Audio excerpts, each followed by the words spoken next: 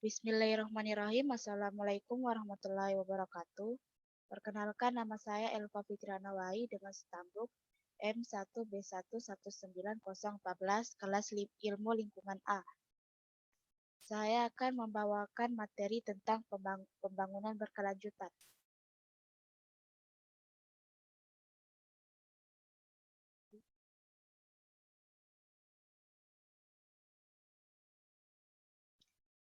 Adapun materi yang saya bawakan adalah yang pertama, latar belakang konsep pembangunan berkelanjutan. Yang kedua, pengertian pembangunan berkelanjutan. Ketiga, dimensi pembangunan berkelanjutan. Keempat, pilar pembangunan berkelanjutan. Kelima, prinsip pembangunan berkelanjutan. Dan terakhir, tujuan yang harus dicapai dalam pembangunan berkelanjutan.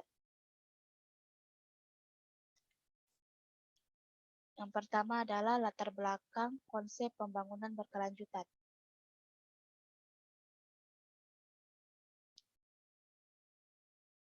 Istilah pembangunan berkelanjutan digunakan oleh Komisi Brundtland yang menciptakan apa yang telah menjadi sering dikutip kebanyakan definisi pembangunan berkelanjutan sebagai pembangunan yang memenuhi kebutuhan saat ini tanpa mengkompromikan kemampuan ini tanpa generasi mendatang untuk memenuhi kebutuhan mereka sendiri.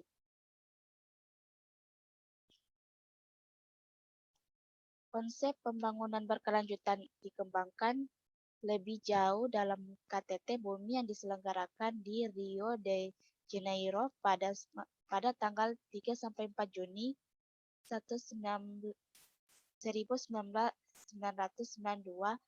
Menurut konferensi ini merupakan mementingkan global untuk mencapai pembangunan berkelanjutan dan membentuk kemitraan dunia untuk mencapai kehidupan dan kualitas dunia yang terbaik. Yang kedua adalah pengertian pembangunan berkelanjutan.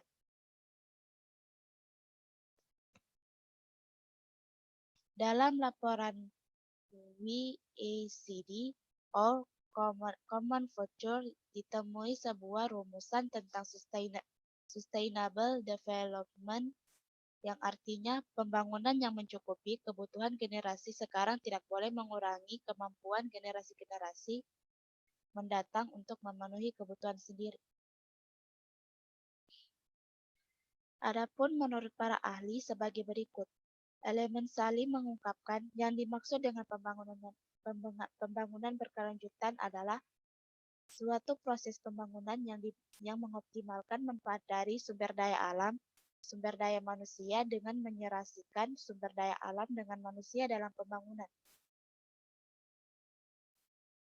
Yang ketiga adalah dimensi pembangunan berkelanjutan.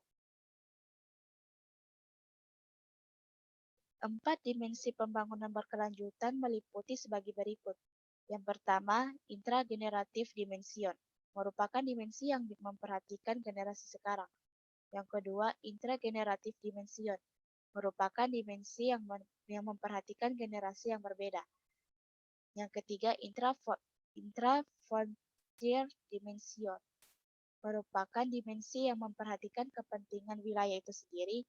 Dan terakhir, interfrontier dimension, merupakan dimensi yang memperhatikan kepentingan wilayah lain dan tidak hanya wilayah itu sendiri.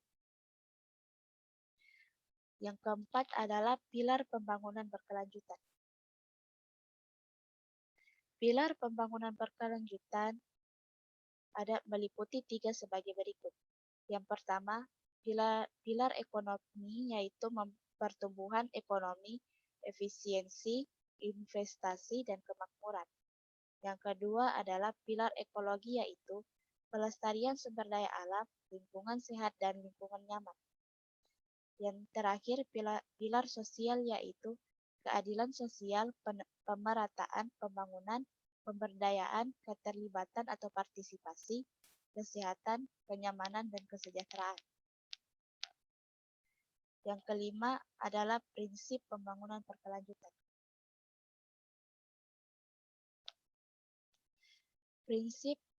Lima prinsip utama yang terkandung dalam pembangunan berkelanjutan yang berwawasan lingkungan yaitu: pertama, prinsip keadilan antar generasi; kedua, prinsip keadilan dalam satu generasi; ketiga, prinsip pencegahan dini; dan terakhir, internalisasi biaya lingkungan. Pada konsep pembangunan berkelanjutan terdapat beberapa prinsip penting yaitu: pertama, pembangunan harus memenuhi kebutuhan masa kini tanpa mengorbankan hak pemenuhan kebutuhan generasi yang akan datang. Dan kedua, pembangunan harus tetap memperhatikan ekosistem yang ada sesuai dengan kemampuan daya dukungnya sehingga tetap terjaga dan kualitas lingkungan tidak mengalami penurunan atau lestari. Ketiga, setiap kegiatan pembangunan harus selalu